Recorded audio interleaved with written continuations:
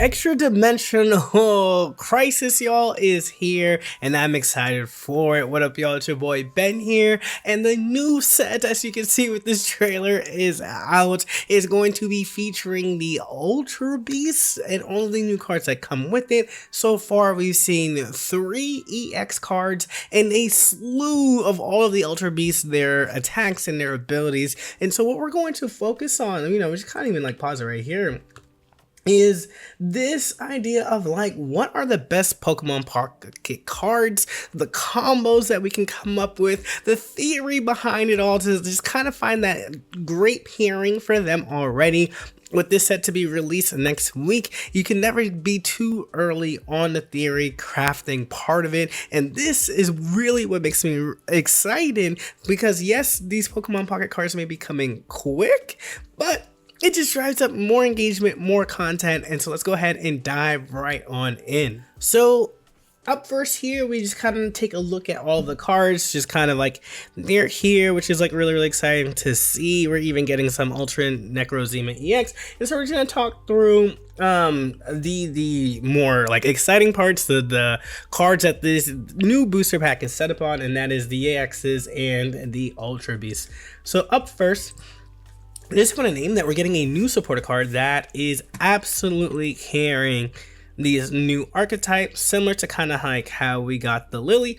I'm gonna move myself down just so that way you all can see the text here. Similar to how we got Lily, which supported this stage 2 movement along with Rare Candy, we're getting Lucidbeam here in that same kind of vein. So what this card does, you can only use this card if your opponent has gotten at least 1 point. Choose one of your Ultra Beasts, attach 2 random energy from your discard pile to that Pokemon. So if you're running a deck that has 1 to 2 Ultra Beasts, definitely want to use Lucidbeam in there, because that just means you're getting that energy from your opponent, from your Pokemon that's been knocked out, or if you've been retreating, or whatever the case may be, and attach it to your Ultra Beast. And that's really cool. We've seen the likes of this with like Volkner, with Luxray, and with Electivire, and we've seen how that can easily turn the tide of battle, being able to go from 1 energy to 3 energy, or 2 energy to 4 energy in a matter of a turn. And this doesn't end your turn like Kawaii does for Turtonator or Alolan Marowak.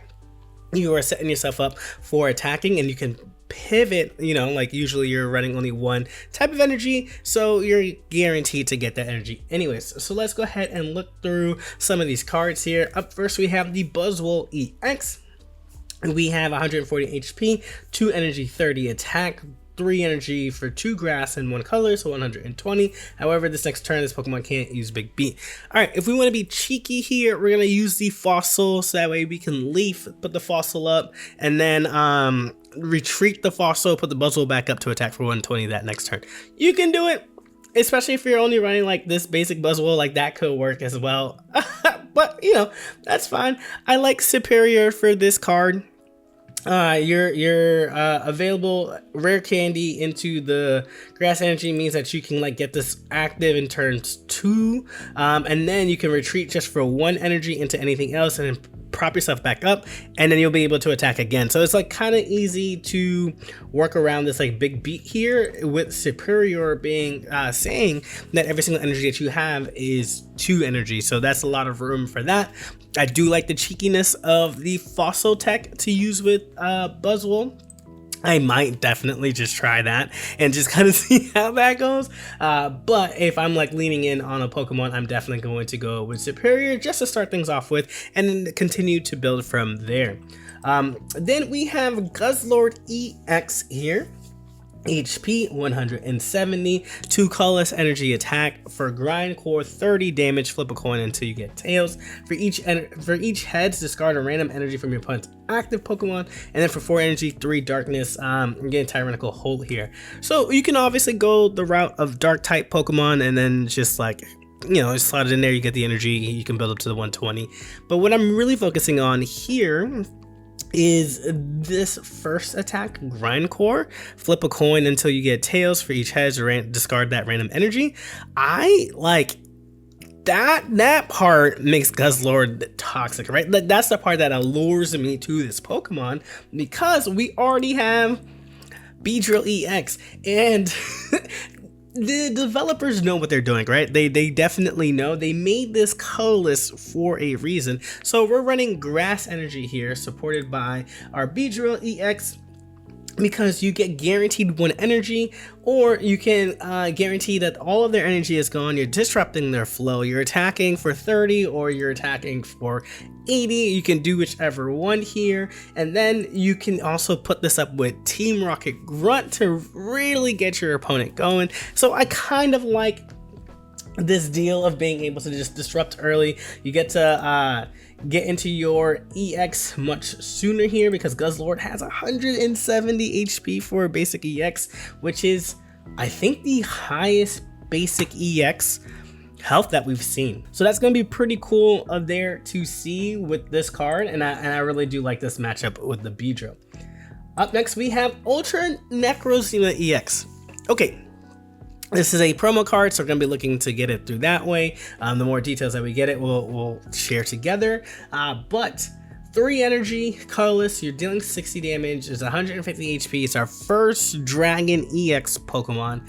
And then you have 2 Psychic and 2 Steel Shoegaze. If I'm mispronouncing that, Shoegaze, that's funny. But that's 120, but you're discarding the top 5 cards of each player's deck. Now, yeah, right? Like, that is very tricky when it comes to deck building, because you want to get your cards to set up, but once you're ready to go, like, decking out your opponent, penalizing them for not getting this thing out sooner. There are a lot of decks that don't run stage 1, so if you get rid of their rare candies, or they've already evolved and now they don't have that, or you're knocking out their basics and now they just can't, there's a lot of ways to really disrupt your Pokemon if we can get this out and active.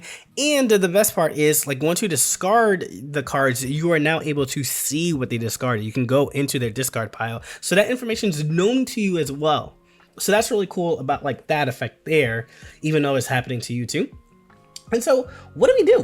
What do we do here for energy? So we run Giratina EX, even just getting a Psychic energy, donning that energy up here will get you there. We can do this where it's Psychic and Metal, and then you can, dual color, attach it. Because this is just running 3 energy, you can still power up to get your 60 on turn 2.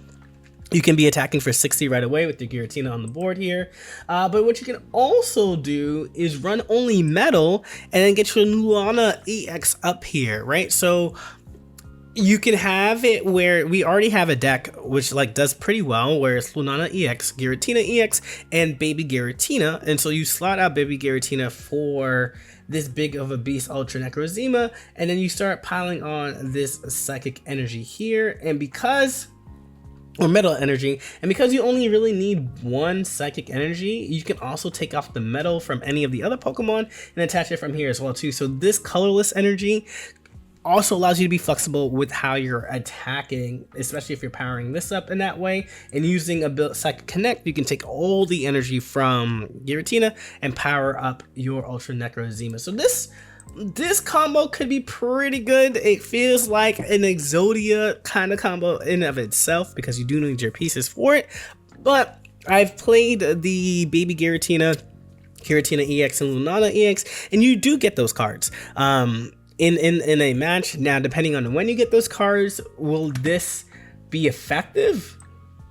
To really mill out your opponent? We'll see. But there are some cool possibilities with the cook that you can do that way.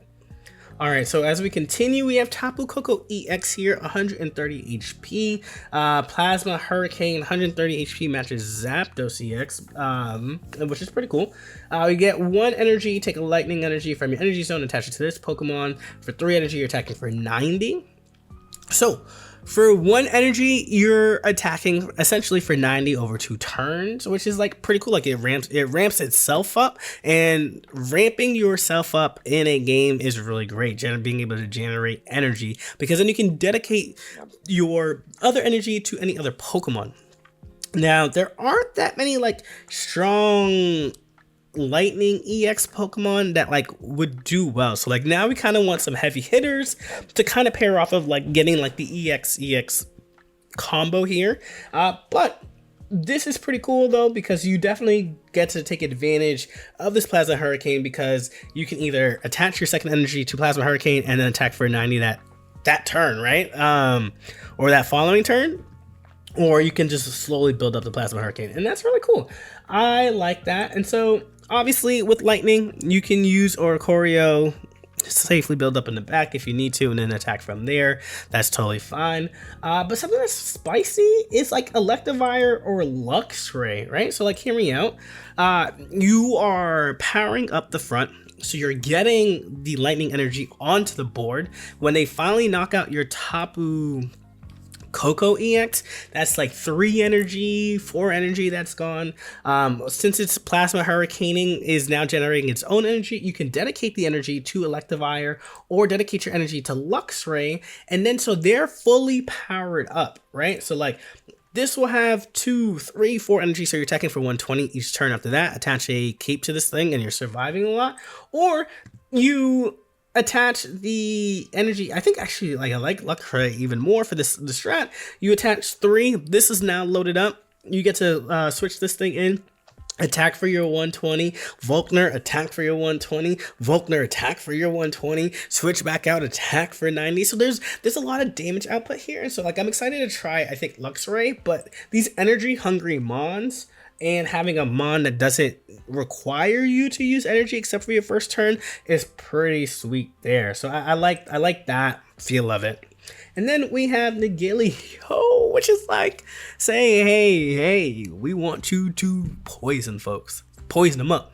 Poison them up. So we got 70 HP. Its ability, your opponent's active Pokemon takes 10 damage from being poisoned. So this is definitely more of like a support ability. You don't need to be in the active spot for this to work out for you. And then for 2 energy, 1 dark, 1 colorless, 30 attack if you need to attack, that's happening. And it poisons the Pokemon. So it's just like basic being able to poison it. I like wheezing. Okay.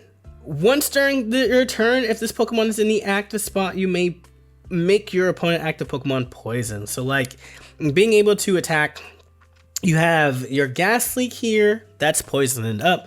Then you have your Nigilio, now they're losing 20 damage, and then you can attack for 1 energy for 30, and then they lose 10 on that backswing, so that's 60. Or once this is poisoned, you can also add like Darkrai. I skipped the bachelor. That does 20 extra. So there's room here, right? So Gas Leak makes him lose 10. Your poison makes him lose 20. Then you lose 20 on top of Darkrai. Now you're attacking with your Weezing after that, and then you're going from there. You can dawn up that energy once you attach it to your Darkrai. And so like, this 3-card combo just literally chips away at your opponent. Attaching some poison barbs to any of these Pokemon make Nigilio's ability also pop off as well too. And maybe this might just be the deck that makes the Toxicroak also feel pretty cool to use, since you're really their poison is 20 and now it's 30 with Nigilio, and then you'll power it up with another mon that we'll talk about in a little bit. So that we have that. Up next, we have Bacheloflon. I probably butchered the naming of that, but that's okay. So we have 100 HP, basic, Ultra Beast, 130. This Pokemon does 70 damage to itself. So really what you're looking for here is a follow-up. So this can either be your sweeper or your follow-up here, right? So as your sweeper, that means you're attaching 30 energy or 3 energy to this, your 130. So you're looking for a mon that doesn't need a lot of energy, so that way you can power up your Bacheloflon in the back. I don't like Moltres EX here with these basic ones, because all that means is that they weaken down your Moltres EX, you spin in Bacheloflon, it does damage to itself, it gets knocked out, then they can Cyrus up your Moltres EX, and then the game's over. So I'm not going to use that here. But I do like Rapidash. 1 energy, 40 damage. Bring this one back. You are chipping away at your opponent. You can use Farfetch as well.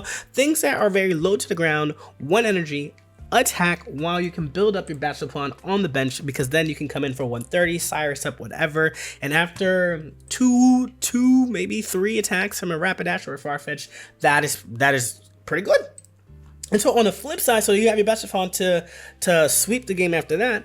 On the flip side, you can do Charizard EX, because with its Stoke ability, you don't need energy. You just need one energy to dedicate to this thing, and then you power it up from there. So you power up your Bastafon, you let yourself take some hits, you 130, you knock yourself out, then you Stoke up, and then you go from there. So this could work. I kind of like this feel of like just being aggro in the beginning and then like letting Bastafon kind of take some hits after that. Or you can get your Charizard EX and just build up from there and sweep with the 150 after that. Does Charizard EX probably need it? We'll see. We were able to see like Turtonator show up with Charizard EX because of this idea that it can stoke itself up. So being able to set up for 3 energy and then do 130 after that could be pretty good. Alright, up next we have Naganadel. Stage 1 evolves from Popplipole, 100 HP. Your opponent's active Pokemon is now poison. It deals 40, so on their turn they get it back to 50. And then you power this up with Clodsire, 120 that following turn. So 50 to 120, that's 170 damage, 180 if they need a poison again. So that powers through a lot of Pokemon. Especially if you're going first. You get to evolve right into it and attack for that. That's pretty strong, and then you have time to build up on your Clodsire since it's only 1 energy and you can dedicate your energy for this other time. So this is pretty good. There's definitely going to be a lot of room of throwing Naganadel into these to really just take even more advantage of the poison. So this could be another way of running Naganadel. Instead of Weezing, you can run Naganadel and also have your Clodsire be your finisher. So that way it's a 1-1-2, or just leaving your Naganadel like off to the side and like as like a one of, and so that way you can just get that ability going. So there's a lot of poison effects now. And this is like pretty clean to see it all come together like that. Up next, we have Pheromosa. 1 energy, 20, does 20 damage to one of your opponent's bench Pokemon. We're dealing damage to the bench. Bet. This is why. This is why we're gonna pierce the pain, baby. We're gonna pierce the pain. Deal 100 damage to those mons who are like getting that 20 chip damage each and every single turn. You're able to weaken their bench. You're setting yourself up for Decidueye to then clear out from the rest of them. You're not worried about these stall mons because you're able to reach into the back, and now Decidueye can clean up after the fact. So this being a basic 1 energy attacker, yes, it's 70 HP, but the way that you can set up for your Decidueye to follow up afterwards feels really strong on that part. We have Kartana here, is the grass Farfetch, 1 energy, 40, 60 HP. So you just, look for other things that are energy hungry. Venusaur, Celebi could do really well, or you can get yourself back up to Decidueye EX because you're doing that 40 damage. You're providing attacks on their active. They're gonna switch it out because they don't want to get knocked out, and then you can chase it down with your Decidueye. So that's really nice there. Xurkitree, 3 energy. It's a basic, but it attacks for 60 for 3 energy. So you kind of want things like Pachirisu in there to build up the electric for you, and then have a good follow-up for Xurkitree to be able to power that up. That way you're getting that energy, you power up on the second one, and then you're ready to go. You want to use the Pachirisu to ramp up into that to take effect into this. 3 energy, 60 for just confusion is a lot when we have 2 energy attackers for 70, and yes, Miss Magus EX is an EX, but like that deals 70, they're still confused. So I don't know, 3 energy for 60 is a lot, but we can ramp right into that effect.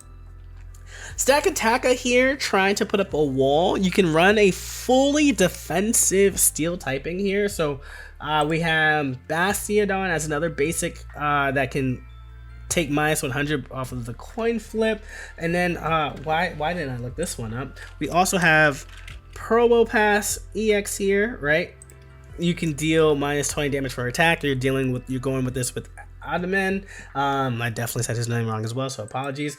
But if you're really into it, it's a steel typer. You add that support, so now you're taking minus 40 for a turn. You're dealing 40 is 2 energy. That's not bad, because of this effect that's here. Is it the best attack for 2 energy? No, but it's a basic mon, 110 HP, can still do well. So like, why not pair it off with Solgaleo EX? You have survivability. You require 2 energy.